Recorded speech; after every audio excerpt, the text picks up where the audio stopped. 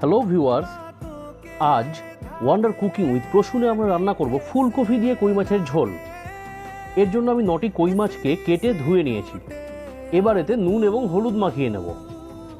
আপনারাও যদি সবাই এইভাবে ফুলকপি দিয়ে কই মাছের ঝোল রান্না করেন তাহলে কিন্তু সবাই আপনার বাড়িতে আঙুল চেটে খেতে বাধ্য। তাই রেসিপিটি একদম স্কিপ না করে সম্পূর্ণটা শেষ পর্যন্ত দেখুন এবং অবশ্যই ওয়ান্ডার কুকিং উইথ প্রসূন চ্যানেলটিকে সাবস্ক্রাইব করে রাখুন আরও ভালো ভালো নতুন নতুন রেসিপির জন্য। এবার আমরা এই ফুলকপিগুলোকে ধুয়ে রেডি করে নিয়েছি ভেজে নেওয়ার জন্য। এবার আমরা কড়াইতে তেল দিয়ে নিলাম।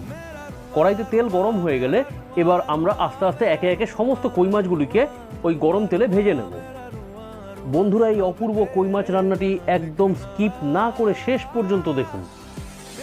ভালো লাগলে ওয়ান্ডার কুকিং উইথ প্রসূন চ্যানেলটিকে সাবস্ক্রাইব করে নিন এবং অবশ্যই পাশে থাকা বেল আইকনটি প্রেস করে দিন আরও বিভিন্ন রকম রেসিপির জন্য। মাছগুলির এক পিঠ ভালো করে ভাজা হয়ে গেলে এবার উল্টে দিন অপর পিঠটি ভালো করে ভেজে নেওয়ার জন্য। এভাবে সমস্ত মাছগুলি দু পিঠ ভালো করে ভেজে নিয়ে আলাদা পাত্রে তুলে সরিয়ে রেখে দিন। এবার কড়াইয়ের ওই গরম তেলের মধ্যে সমস্ত ফুলকপিগুলোকে একদম লাল লাল করে ভেজে নিচ্ছি। ফুলকপিগুলো সম্পূর্ণ লাল করে ভাজা হয়ে গেলে এগুলোকে তুলে নেব। এবার গরম তেলে ফোড়ন হিসেবে ব্যবহার করছি হাফ চামচ গোটা জিরে এবং একটি শুকনো লঙ্কা। এবার দিয়ে দেবো কেটে রাখা পেঁয়াজ। কেটে রাখা পেঁয়াজগুলি দিয়ে সামান্য একটু নেড়ে চেড়ে নেব। এবার এতে দিয়ে দেবো সামান্য একটু নুন যাতে পেঁয়াজটি তাড়াতাড়ি সিদ্ধ হয়ে যায়। এবার সামান্য নেড়ে চেড়ে নিয়ে গ্যাসের ফ্লেমটিকে কমিয়ে দেব। এবার একটি মিক্সিং বোলে কেটে রাখা পেঁয়াজ, আদা, গোটা জিরে এবং কাঁচা লঙ্কা দিয়ে সেটিকে ভালো করে গ্রাইন্ড করে নেব।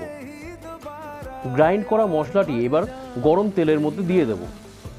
এবার তাতে দিয়ে দেব স্বাদ মতো নুন এবং সামান্য হলুদ গুঁড়ো। এবার সুন্দর কালার হওয়ার জন্য দিয়ে দেব সামান্য কাশ্মীরি মির্চের গুঁড়ো। এবার তেল ছেড়ে আসা পর্যন্ত মশলাটিকে খুব ভালো করে কষিয়ে নেব। এবার এতে ভেজে রাখা ফুলকপিগুলোকে দিয়ে যতটা পরিমাণ ঝোল রাখতে আপনি চান ঠিক ততটা পরিমাণ জল এতে দিয়ে দিন। এবার একটা ঢাকনা দিয়ে কড়াইটিকে ঢেকে দিন। ফুলকপিটি 70% সিদ্ধ হয়ে গেলে ঢাকনা খুলে দিয়ে ভেজে রাখা কই মাছগুলোকে সব এর মধ্যে দিয়ে দিন। এবার 5 মিনিট ফুটতে দেব এবং 5 মিনিট ফুটে যাওয়ার পরে সম্পূর্ণ কই মাছটাকে নামিয়ে নেব। যদি ইচ্ছে হয় তাহলে এবার এর ওপরে সামান্য ধনেপাতা দিয়ে গার্নিশ করে নিতে পারেন। আমার কাছে নেই, সেই কারণে আমি দেইনি, ওটি সম্পূর্ণ অপশনাল। এবার এই দুর্দান্ত স্বাদের ফুলকপি দিয়ে কই মাছটি গরম ভাতের সঙ্গে রেসিপি করুন, খেতে লাগবে অসাধারণ।